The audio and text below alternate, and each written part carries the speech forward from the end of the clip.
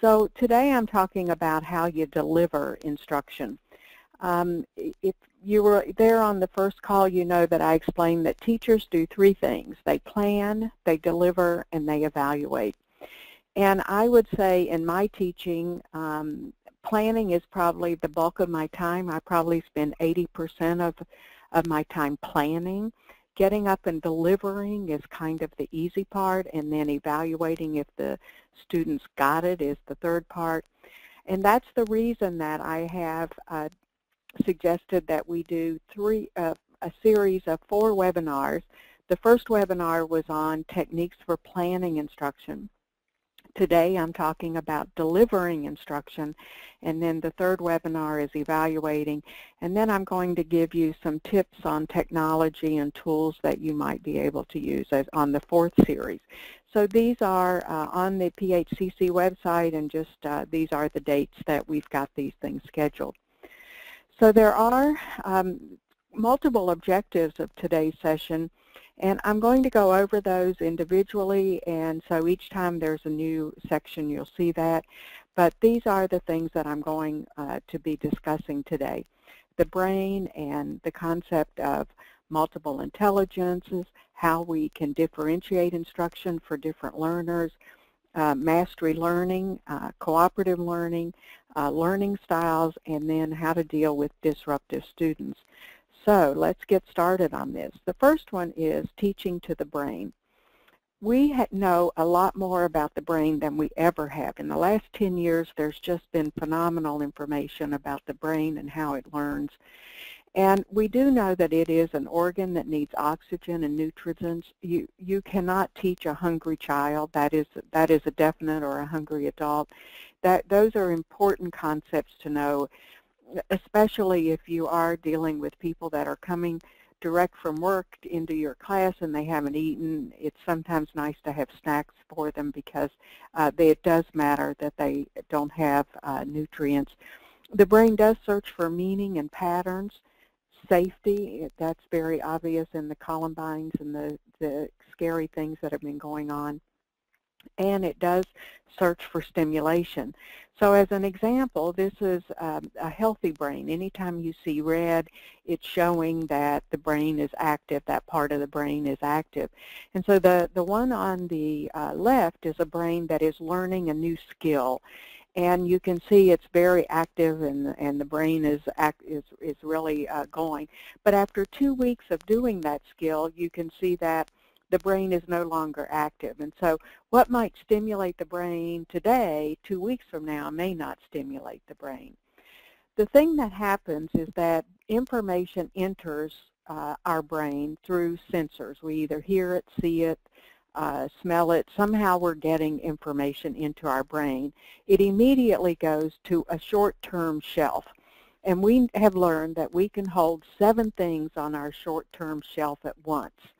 If you get more than 7, then the brain has a difficult time handling. So if I say you have to remember my phone number, it's going to be on the test tomorrow, and you can remember if you just have to remember 7 digits, but if you have to remember 10 digits, all of a sudden it becomes more difficult.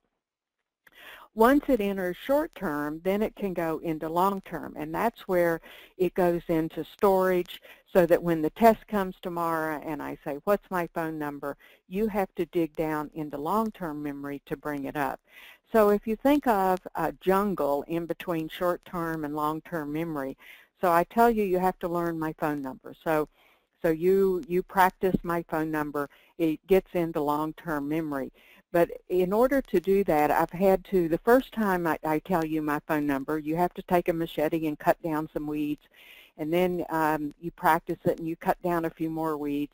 But overnight, the weeds grow back. And then you can't, we've all had this happen where I say, what's my phone number? And you can't remember it. You know it's down there, but you can't bring it up. And that's just because the weeds grew up. So one of the things that we know is that it is really important to do repetitive things. So it's better to give 10 problems every day rather than 40 problems in one day, because 10 problems, they chop down some weeds. It gets into long term. Then on day 2, they do 10 more problems, and again, more weeds are chopped down, and more weeds are chopped down the 3rd day. And that's better than doing it once and then the weeds grow back. And so I think it's important that we as instructors realize that because we've done it so long, we've got paved highways in between long and short term. So when I say, what's my phone number, I've got that one. But students don't always have that, and so you have to keep going back and forth. The other phenomenon that we've learned about the brain is the concept that there's a left brain and a right brain. Left brain dominance, that's the side of the brain that is very sequential. You do chapter 1, then chapter 2, then chapter 3. And those are the things that I am very left brain, so I'm very organized and I'm very logical. And then we have the right brainers. These are the people that are more artsy, that are more creative, and what we have learned is that if it gets in the right side of the brain, you remember it better. So it is very important that we learn how to get it in the right side of the brain. So I'm going to be talking about some of those strategies to get it in the right side of the brain. One thing that we do know is that intelligence and IQ, as we currently measure it, is a function of experience. So if they've never had the experience, they're not going to remember it. We also know that intelligence is rate of learning. Students with high intelligence only learn it faster than students with low intelligence. So that's really a critical piece of information, because we are expecting everyone to learn it at the same rate, and it's just not going to happen. IQ of learning. The second thing I want to talk about is the concept of multiple intelligence. This was Howard Gardner's work, and he says that there are 8 types of intelligences. There's the verbal linguistics, there's the logical mathematical, spatial, and so forth. And one of the things in our school system is that we tend to only reward people with high verbal and mathematical intelligences. We don't reward people that have different types of intelligences. So that the 8 types are the word smart, number smart, picture and spatial relations smart. These are people that can read blueprints. Blows my mind. I can't do that. Body smart, the kinesthetics, music smart, people smart, self smart, and nature smart. And one of the things I think that's really important is that in your profession, you have to know that in order to be successful in your job, you may need kinesthetic, body smart, because you're doing a lot of manipulatives. You might need to also be picture smart because you're interpreting some blueprints, and very much number smart. But you also need some other types of smart. So what I think is important is that rather than ask, how smart are you, we need to be asking, how are you smart? And I think that could be helpful. So if a student does a project in a different format, that's okay. TESA is the concept of teacher expectations and student achievement. It's a major research that was done back in the 60s where they took PhDs, dressed them up like hippies, and put them in college classrooms, and they were failing because professors would look at you and they would say, well, people that look like that aren't very smart, and they would be failing. And they were doing great work. And so I was talking to one of my classes about that one time, and I was saying that, you know, we may not be hippies right now, but we have our blue spiked hair and our tattoos and our piercings, and they walk in the room and we automatically have a concept that these are people that are not going to do very well in our class, and yet these can be very, very smart people and very creative people, and we have already written them off. So this is the idea that if I ask you to do a project and you turn in a terrible project to me, if I accept your project, then I have said a poor project is fine from you. But if I turn the project back and I say, nope, you've got to do a better project than this, I have raised my expectations. So the idea here is what you accept is what you expect, and what you expect is how you grade. So I think it's very important is that you set an expectation. If they don't meet that expectation, you give them another shot. You say, nope, you haven't got it yet. You've got to keep working on it. The next thing I want to talk about is differentiating instruction. And this is where I think it's really important that I talk about the generations. And I did a whole presentation for you all one time on the generations and how they learn. And you can look at these dates and see where you fall. The traditionalists, the silent generation, and the mature people were born between 1925 and 45. Currently, they're in the 90 to 70-year-old range. Then we have the baby boomers, the Gen X's, the millennials, and the nexters, which are the current generation. So you can see that we have different generations, and that has been very much shaped by what we have experienced. If you look at the population, you can see the baby boomers. There were quite a few of us. I'm going to put myself in that category. I won't tell you which end of the spectrum I'm on, but I'm a baby boomer. And then we have, there aren't as many Gen Xers because the baby boomers didn't have as many children as, and then now all of a sudden the Gen Xers are starting to have children, a lot of children, and so we're having a lot of millennials, and then we have the nexters. And if you look at the events that kind of shaped that generation, the traditionalists, they were, the things that shaped them were the Depression, World War II, the radio and the telephone. The things that shaped the baby boomers highly were the civil rights movement, Vietnam, space, some assassinations, credit cards, big things for us. And this is what it looked like for us. Now, this isn't my school, but I can very much relate to this kind of school. That we lined them up in neat little rows and told them not to talk to each other, and they sat very politely and were not at all disruptive. Then we have the Gen Xers. These are our children.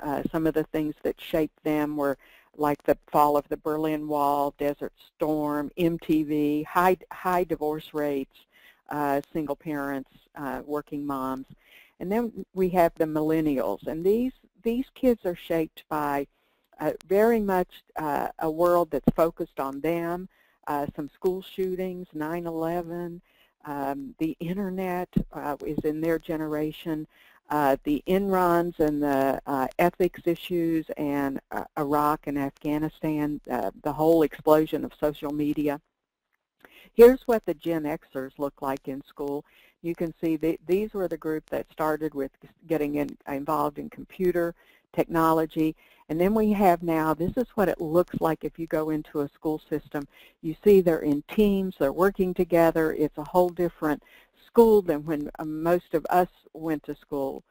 But if you look at who's in the workforce now, you can see that we currently have some traditionalists. We have baby boomers and Gen Xers and millennials that are working in the generation, and they really are different. And so if you look at the strengths, if you look at on-the-job strengths and the whole concept of strengths, and I'm not going to go over these, but there really is a difference in how we think, what we do, how we learn, what we value, and how we respect authority, how we deal with leadership, how we deal with relationships. The other thing is the time on the job, and one of the things I think the first one is really kind of speaks to me. The traditionals, they want to punch the clock. The boomers, visibility is key. We want to have face time with people. We want to talk to people. The Xers, as long as I get the job done, who cares? And then the millennials, it's quitting time, I have a life, and I'm leaving. And so one of the things we have found is that the millennials and the Xers are pretty much saying our time is valuable. As I live in Michigan, and Michigan was devastated with the auto industry falling, and many of these millennials and Xers are saying, you know, I saw Mom and Dad work at General Motors for 30 years and 40 years and get laid off. I'm not giving my loyalty to anyone. And I think that's part of what's happening, is what these people don't have the commitment and the work ethic that the trads and the boomers have. So in the generational challenges, what we're challenged with is there's not communication between the generations. We seem to have a decrease in productivity, quality, and innovation simply because of the challenges of us not working together and not understanding each other's generation. We have misunderstandings of attitudes, relationships, and just the work environments that we want to work in. We have less engaged coworkers, volunteers, and there seems to be a lack of motivation, initiative, and teamwork in the challenges that a lot of these companies are facing. The traditionals and the boomers, we typically do not question or challenge authority. It's what it is. But the Xers and the millennials have really been taught to speak up, and they are challenging the whole workforce. And the Xers and the millennials would prefer electronic communication. They don't like to go to meetings. They don't like face-to-face, and they just may not have developed a lot of good listening skills. The traditionals and the boomers, we want that face-to-face communication. The bosses like to have at least one meeting a week with employees. The younger generation just aren't there. So remember, we had the golden rule, treat others as you would like to be treated, but in reality, I think it's changed, and we call this, we've heard it called the platinum rule, treat others as they would like to be treated. So I think it's a real lesson for us as we go through to start to listen and realize that that might not be the way that everyone in our work environment communicates, and especially if we think about them as students. So let me stop right now and ask if there are any questions that anyone has. And if there are, just you can type it in the chat box, and Wayne will let us know what questions you have. I don't see any for right now, but okay. Okay, if you have any, you can just type it in the chat box, and we'll get to it at the end of the presentation. So the fourth thing I want to talk about is mastery learning. And if you were on the session, the first webinar that I did on Wednesday, I went over this, but I think it's well worth repeating, especially if you didn't hear it. This is the bell-shaped curve, and I don't believe in it, but you need to know that a lot of people in our school systems and companies do. If you believe in the bell curve, 68% of our students would be making C grades, 14% would be making B and D grades, 2% would be making A and F grades. And what we have found that if you have one-to-one tutoring, in other words, one teacher to one student, like in a mentoring role, you can have that curve. In other words, no failures. They would all be A and B students. But that's not logical to happen. But if we have mastery learning, we can have no failures. So what is mastery learning? Well, I start out and I teach Unit 1, and then I give a test, and I'm going to call that test Formative A. And I'm going to set a standard on that test. Let me just say that Formative A, I set a test standard of 80%. You have to get 80%. If you don't get 80%, you have to do a corrective and retest. The issue is if I taught Unit 1 as a lecture, then the corrective cannot be that same lecture slower and louder. They didn't get it as a lecture. You've got to find another way to get it.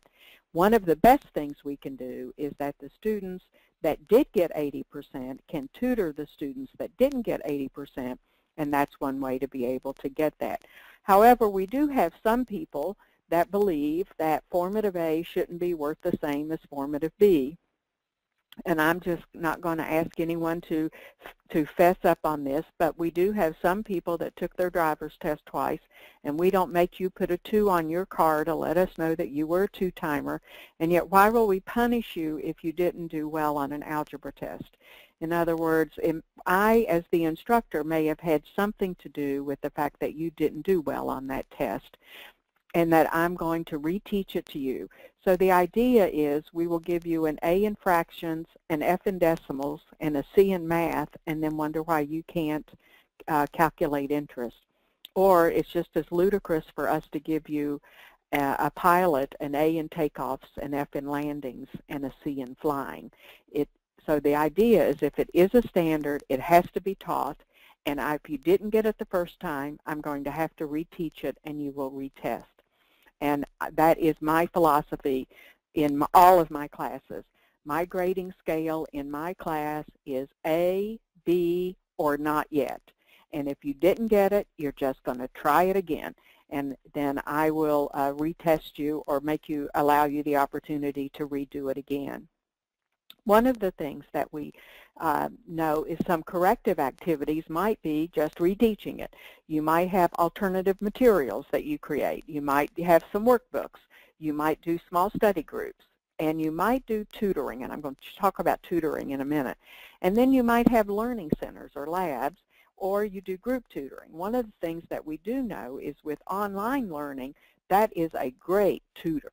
And you can have students that didn't get it the first time hear the lecture again or watch the lecture and be able to do that.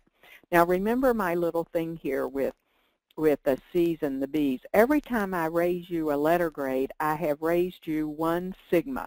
And so just so you understand, if you go from a C to a B, you've gotten 1 sigma. If you go from a C to an A, you've gone up 2 sigmas. Well, here's what we know statistically, that the best thing we have going for us, research tells us that if you can only do 1 thing in your class, set up tutoring. Tutoring gives us 2 sigma effect. So I can take a failing student and make them a C student by just tutoring. And one of the things that if you look at this list of things about giving feedback with corrective, in other words, giving me my paper back and saying, do your paper again, means nothing if I don't tell you how to make it better. It's like, I gave you my best shot, lady. I don't know how to make your paper better or your project better. And so the idea is give them feedback on how to make it better. You can also see that graded homework has a 0.8. You'll see I'm going to talk about cooperative learning and things. We used to think class size was a major thing. Class size only matters in elementary. It doesn't matter in a college level or a high school level. You put a master teacher in front of 20 students, they're just as effective as you put them in a class with 100 students. It's an issue of fairness about why should I have 100 kids. But the idea here is we think certain things are important and they're not. So if you value research, which I very much value research, what we're trying to do is can we combine some of these things and increase achievement? In other words, could we combine cooperative learning with tutoring and come up with 3 sigma effect? That would be the ultimate, and that's what we like to do. Now, the next part of my presentation I tend to do when I'm doing this face-to-face is I do this in a audience participation. So what I do is I take this list of 10 things and I say, okay, this is audience participation time, and I'm going to read you 10 words, and you're going to get to see them. So we've got visual and auditory. You can hear them and see them. And then you have to call them back to me. So I read this list of 10 things, and then I say, okay, call them back. And this is typically what happens. They can remember the first 3 and maybe the bottom 3. And so then I scold them, and I say, my gosh, I just had 10 little words, 10 one-syllable words, and you couldn't do it. And so I make a big to-do about the fact that they couldn't remember all 10. So then I say, but you know, I really have some faith in you. I think you can do it. So I'm going to give you a second list of one-syllable. So I give them this list and these are words, these aren't nonsense syllables. These really are words that they might know. And typically this is what they do when they do list 2. They might get a couple more in the order, So we're getting a little better. I'm a little more optimistic. So then I give them list 3, and it might be sweater, coat, hat, gloves, and you can see that list. And typically it's about the same performance on list 3. And then I give them list 4. A boy went to the grocery store. Okay, you can see that. And they get that one clearly. So then we say, why is it, so what did we learn from this? And one of the things we might learn is that Kitty is a great teacher because she taught a group of duds to be able to memorize a list of 10 things. That could be possible. I like to think that's what it is. Or we can say scolding students tend to increase learning, because I did kind of give them a little lecture on how bad they were after the first list. Or we find that position of learning is critical. So what this is saying is that students remember the beginning of your lecture and the end of your lecture. It's the middle they forget. It's the beginning part of the chapter and the end of the chapter they remember, but not the middle. So that when you're going over content, you may want to make the middle the beginning of tomorrow's lecture, so that they then get that, they can still get that important stuff that's in the middle that they tend to forget. Really an important concept. The next thing I want to talk about is cooperative learning, and I am a firm believer. I practice cooperative learning, and cooperative learning, by the way, is not a group project. I want to make sure, be real clear about that. We know that students who help each other and work together learn more than if you work alone. We know that. So here's cooperative learning at its best. I have a problem. We put them in a team, and they solve the problem. Well, that's probably called cheating right there. But if we put them in a team, they get to do what they want. Now, one of the things that I will tell you is I teach a graduate course in research, and I teach statistics. It is the hardest content I teach. And so I am encouraging you to take the hardest content you teach. What is it that is just difficult to get the concepts across? And that's the one you do cooperative learning. So here's what I do. There are 6 group tests. So I put students in teams of 4, depending on the number of students, but 4 seems to be a good number that works for me. And they take their test together. So when they come into the room, the 4 of them sit together, I give them their test, and the 4 of them have to agree the answer to number 1 is A, the answer to number 2 is B, and so forth. I always give them the option that, and I've had this happen, where if you want to submit your test separate from the group, in other words, if the group thinks the answer is A and you really think the answer is C, you can submit yours separate. I have had probably in my 20 years of doing this in my teaching, I probably have had 10 students that have gone renegade and have said, I don't want my paper scored the same as the group. And there have only been 2 times that the student was right. But so you can understand when they're taking their test together, they do it together very well, and the group and the scores are high. But you as the instructor, what you have to do is make the test difficult. In other words, it can't be, okay, you look up the answer to question 1, I'll look up the answer to question 2. It has to be something they discuss. That what is the answer to number 1, what is the answer to number 2. The second thing is there are 6 group homework assignments. So I created 6 homework assignments, and they go home and do the homework by themselves. Then when they come into class, the team gets together and they submit 1 homework to me. So if I have 30 students and 6 groups, I'm only grading 6 papers, not 30. This is a good thing. So one of the things you might want to consider doing that. Here's the issue, is that there are, even at the graduate level, because I teach in a master's degree program, there are freeloaders. There are the students that let the team make the decision on homework and the answers. So one of the things that we do is I want to be sure that they do a peer evaluation. And the peer evaluation is how well did each person come prepared to do the homework, how well did each person prepare to come to do the test together, and how well did the person work as a team. It's worth 50 points, and you're rated on a 5-point scale. So if everyone on your team gives you 5s, you get all 50 points. If everyone on your team gives you 4s, you get 80% of the points. If everybody on your team gives you 3s, you get 60% of the points. So therefore, what happens is that I know, and I'm telling you, students are brutally honest with each other, with me, on how well people came prepared. Okay, and so that's the peer evaluation. Then I do an individual final exam where I pull 50 of the 150 test questions that they took as a team, and they have to take them by themselves. So if they were sleeping while the rest of the team was working, I've got them. and then they have an individual project that they have to do. I am telling you, this has been tremendous for me, because on a team of 4, I do my lecture on statistics. One of them got it, and then they are going to teach it to the other 3. I never have to do my reteaching. They teach each other in that, and it has just been phenomenal what happens. I encourage you to do that. Here is some important few tips. You, the instructor, must select the teams. Don't let them self-select the teams, because you don't want all of those right-brainers going together and the left-brainers going together and the smart people together. You want to be sure you mix up the teams.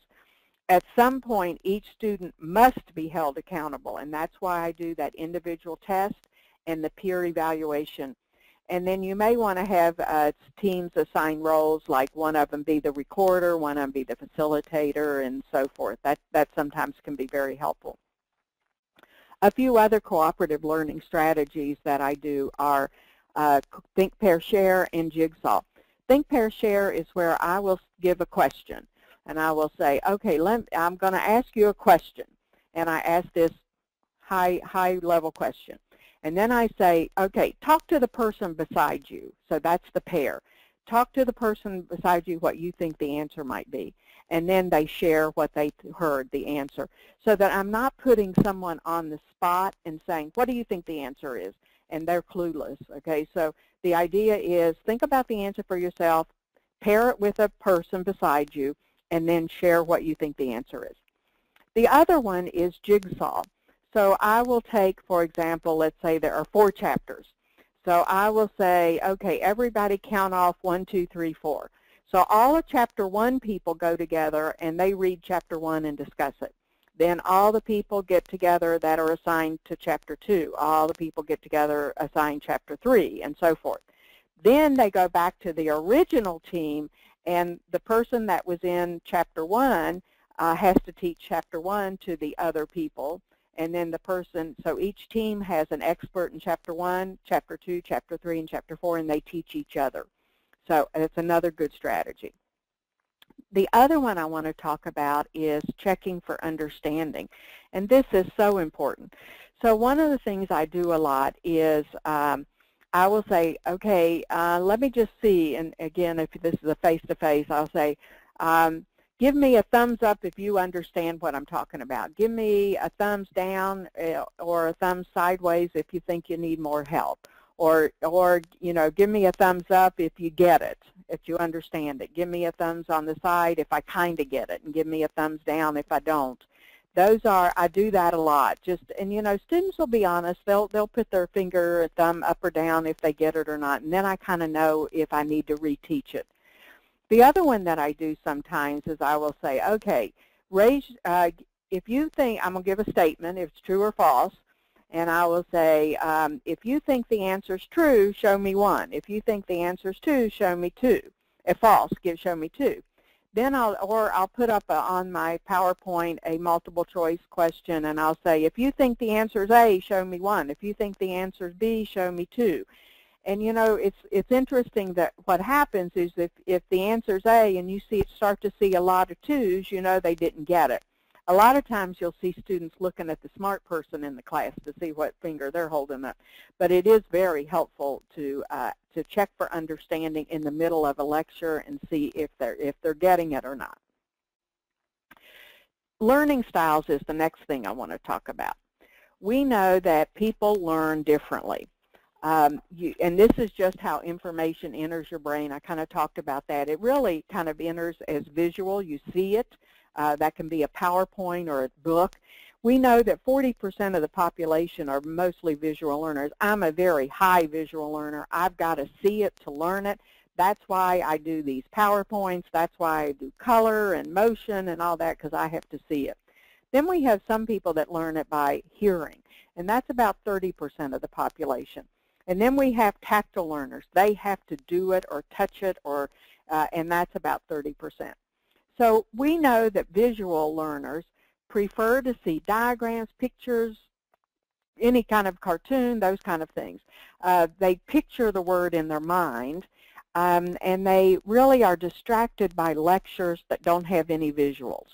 They're overwhelmed with intense visuals, though I will tell you that, but they benefit from seeing the chart, maps, notes, and so forth.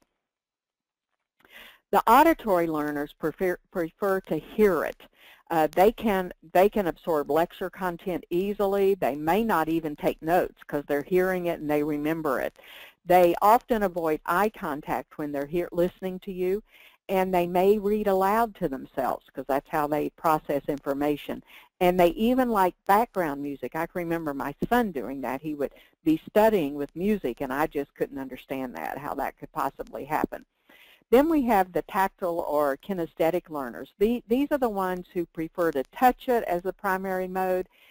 They would write out important concepts. They create study sheets because that's how they're learning it. And they'd like to do role-playing or the flashcards, those kind of things. Tactile learners would do that.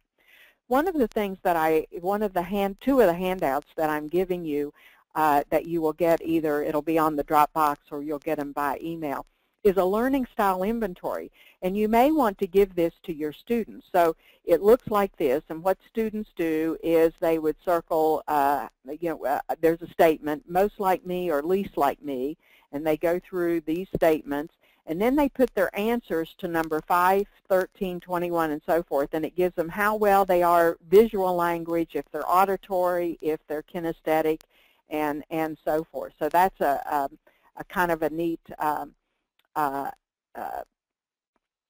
example. That's one that you might want to do. Let me see if I can get out of here without getting out of. I'm afraid if I do this, I might. Yeah, I think it's going to do it. Okay. And then orientation survey. This is if you're left-brained or right-brained. So you answer the questions A or B, and then you circle your answers, and it gives you if you're a left brain or a right brain. So those are some examples of some surveys you might want to find out. Is your class left brain or right brain, and how do they learn? Are they visual, kinesthetic, or are they auditory? We do know that the older generation, this was our mantra, when the going gets tough, the tough get going. Or if at first you don't succeed, try again. But the millennials, this is what they say. When the going gets tough, it means you should try something else. Or if at first you don't succeed, you probably shouldn't be there. So one of the things we've learned is that if you give a tough assignment to a millennial and they don't get it, they quit. And so that's why some of you might be having difficulty with some of these with the younger generation, because they don't think and do like we did. So they've grown up with all sorts of technology, and we're boring them to death. How millennials learn is they want to try it their way. They're always looking for a faster and better way to do it. They really prefer graphics before text. They like small, fast processing technology like the internet and networked.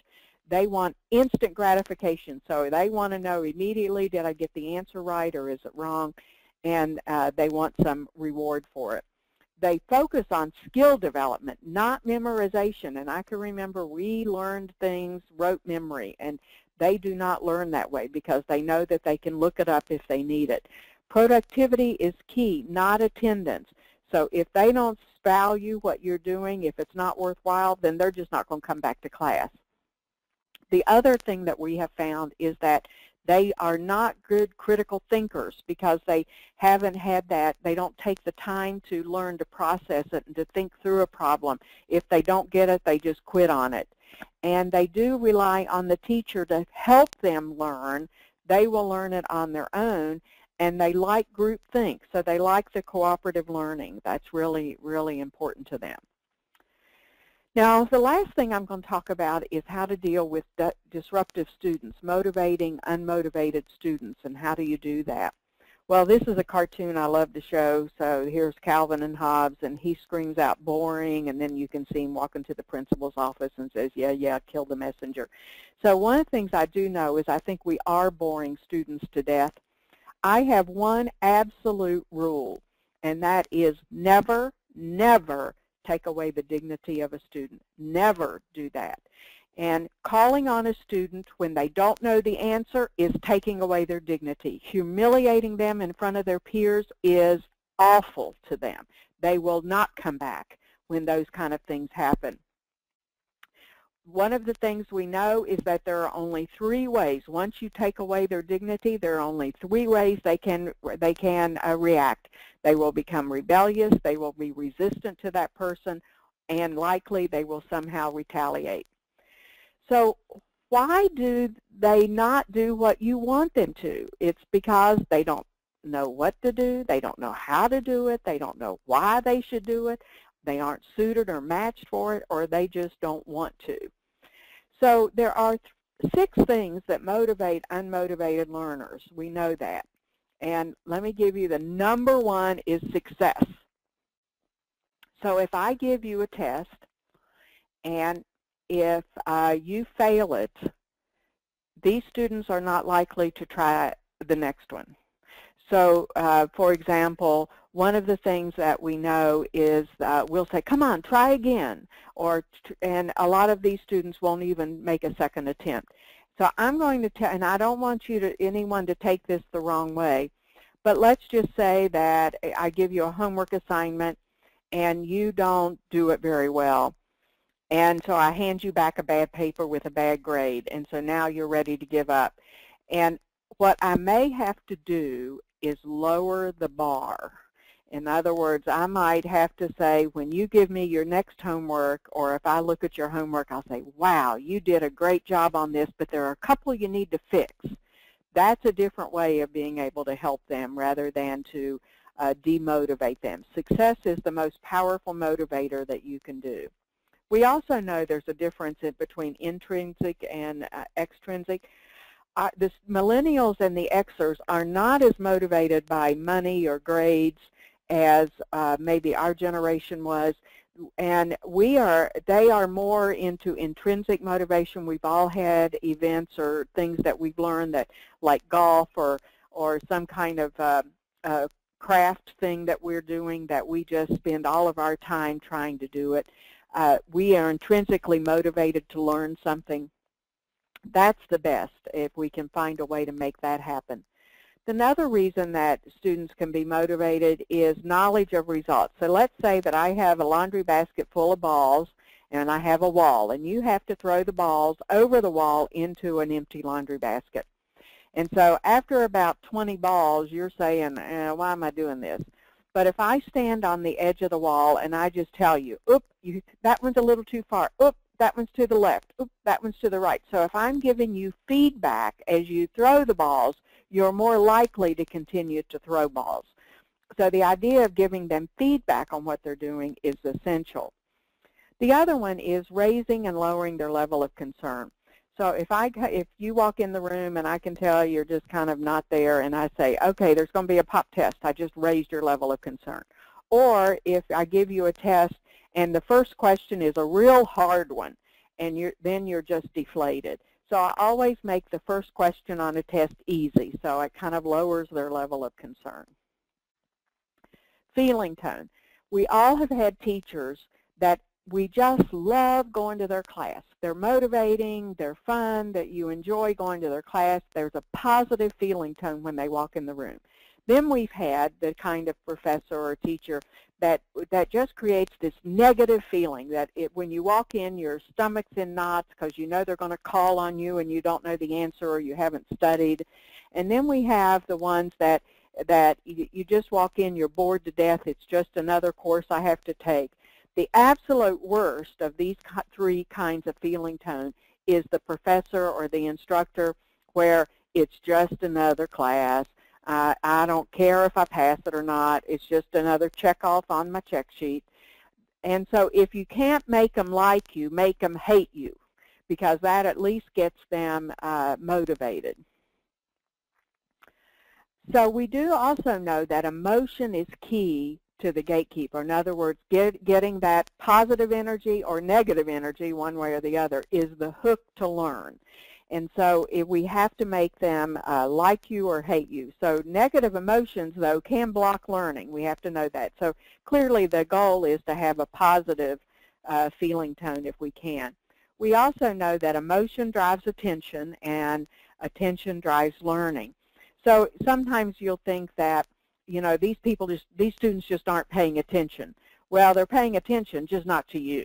So they've got something on their mind. So we know that emotion is critical, and that emotions drive out our attention, our health, our learning, our meaning, and our being able to remember it. So it is really important that we get emotion linked to what we're doing.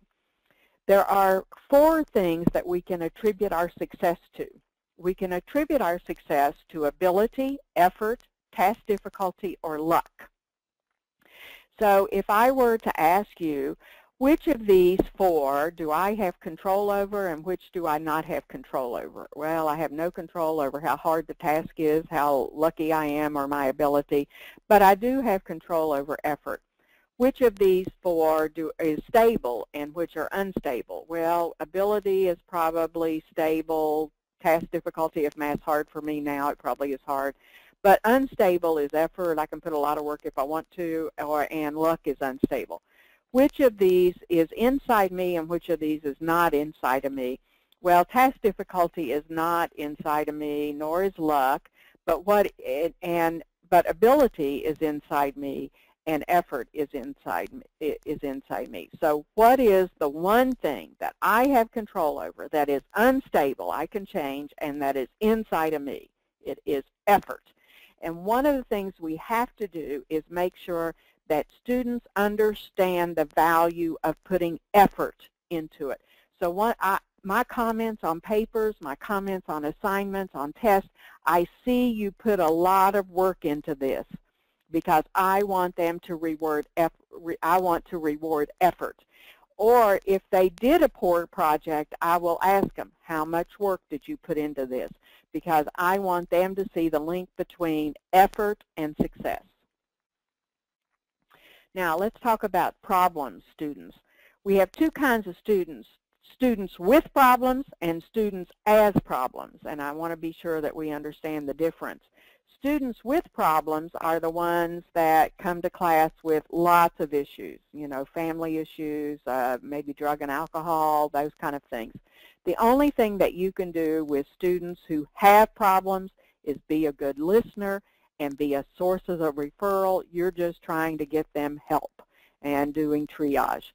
But if you have students as problems, then this is stuff that I want to kind of give you some tips on.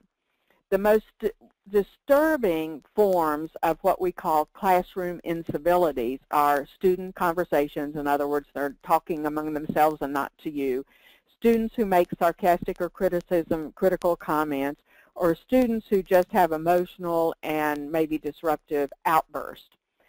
When we ask, the research is telling us that faculty perceive these 7 things to be the most disruptive behaviors: side conversations, arriving late, inappropriate laptop use, cell phone usage, reading a newspaper, sleeping in class, or failure to prepare. Students kind of perceive some of the same things as to their top things that really bother them. The thing that is your responsibility is that you can prevent the problems or you can intervene to stop them. And I think that's the important thing, is that you know that you try to prevent them. So what are the sources of these? Well, one, they just don't like the class, or they don't like you as a teacher. There's a disrespect for each other. Maybe you have that blue hair thing that you don't think blue hair people can learn, or tattoos or whatever. Or the teacher alienates students through poor teaching. If I didn't believe I could make you a better teacher, I shouldn't be earning my living, but I know I can make people better teachers. We tend to model the people that we had as teachers ourselves, and maybe they weren't such good models after all. And teachers who fail to deal with class disruptions, they get disrespected by the students who are not disrupting. So in other words, teachers can prevent or reduce these class incivilities by changing their own behavior in how they treat the students and how they act. So here are some strategies. Put all of your classroom rules in the syllabus. Just tell them and you say the consequences. If this happens, this happens. And if this happens, I'm going to do this. If you cheat on a test or if you don't turn your homework in, this is what happens. So that there's no I'm going to handle one student one way and another student the other way. You have to be fair. You must also model respect and interest in their students. You must learn their names, and I am horrible with names. You begin and end the class on time. You engage the students. You don't just talk to them all the time. You do a lot of those checking for understanding and reteaching. It's like you know that you care about them, that they get this content, and that you're enthused about the content. One of the things that I tell teachers all the time, if you don't love math, don't teach my child math, because you cannot give something away that's not inside of you. So I'm hoping that you get some of my passion for what I do, because I can't, if I didn't have it inside of me, I couldn't give it to you.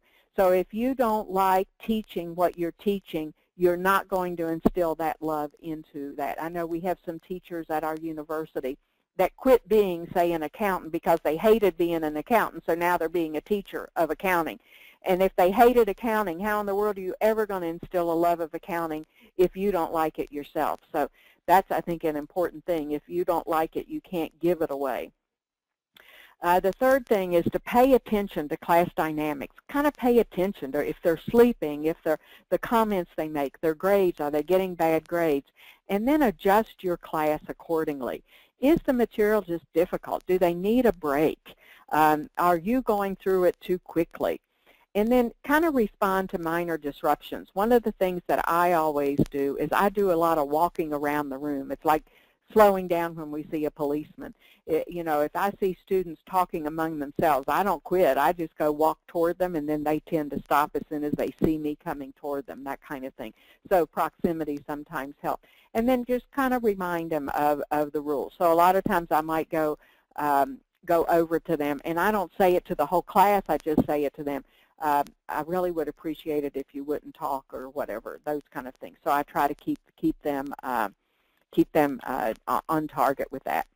So strategies: be timely. Choose a response that is student-friendly. In other words, don't be harsh and cruel. You know, be kind of student-friendly about it, and be fair.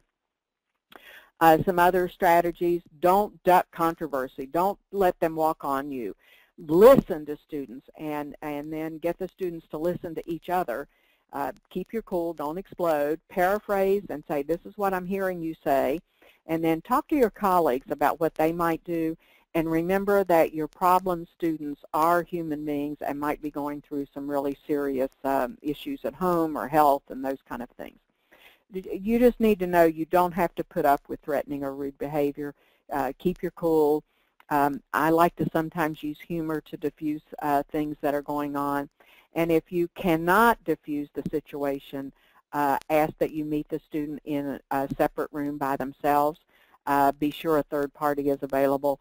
And if you're really worried, and unfortunately we do have these kind of situations, if you really are worried that your life is in threat, or that maybe the harm to other students, you do need to call security or whatever the 911 strategy would be, because we just don't know what's happening sometimes with some of these students that might have some serious problems. So I hope that I've given you some great tidbits. We just have about 5 more minutes, and I took longer than I thought. But are there any questions that came up over this? We actually do have one question. Okay. And this goes back to mastery learning. Okay. How does one distinguish excellence and exceptionality with mastery learning? Okay. And I trend, one of the things why I just believe in setting a passing score. In other words, on a safety test, the passing score might be you have to get 100%. But I just try to say, it's like it really bothers me when we have professors that will say whoever got the highest score. So let's say that the highest grade on the test was 60%, and I'm going to give that an A. It's like you only know 60% of this content, and you get an A. So I set the standard. I think you need to know about 90% of this content or 80% of the content.